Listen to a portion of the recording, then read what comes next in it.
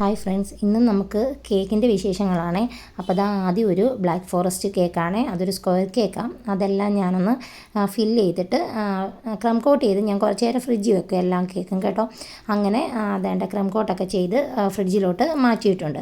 പിന്നെ അടുത്തത് ഒരു ബട്ടർ സ്കോച്ച് ആയിരുന്നു, അതും എല്ലാം ഫില്ലിങ്സ് എല്ലാം കൊടുത്തിട്ട് ഫ്രിഡ്ജിലോട്ട് ക്രം കോട്ട് ചെയ്ത് മാറ്റുവാണ്. ഞാൻ ഈ ബട്ടർ സ്കോച്ചിന് കുറച്ച് മിൽക്ക് മെയ്ഡ് ഒഴിച്ച് കൊടുക്കും കേട്ടോ. അങ്ങനെ അതും മാറ്റിയതിന് ശേഷം പിന്നെ ഒരു റെഡ് വെൽവെറ്റാണ് ചെയ്യുന്നത്. അതും ഒരു സ്ക്വയർ കേക്കായിരുന്നു. അതും അങ്ങനെ എല്ലാം ഫില്ല് ചെയ്ത് ക്രം കോട്ട് ചെയ്ത് ഫ്രിഡ്ജിലോട്ട് മാറ്റാം. അപ്പോഴത്തേക്ക് ആരെങ്കിലും ചാനൽ സബ്സ്ക്രൈബ് ചെയ്യാതെ വീഡിയോ കാണുന്നുണ്ടെങ്കിൽ ഒന്ന് സപ്പോർട്ട് ചെയ്തോ കേട്ടോ. കൂട്ടത്തിൽ ആ ബെല്ലൈക്കൺ കൂടി അമർത്തിക്കും. അതാണ്ട് അങ്ങനെ എല്ലാം ഫൈനൽ കോട്ട് ചെയ്യാനുള്ള പരിപാടിയിലാണ്.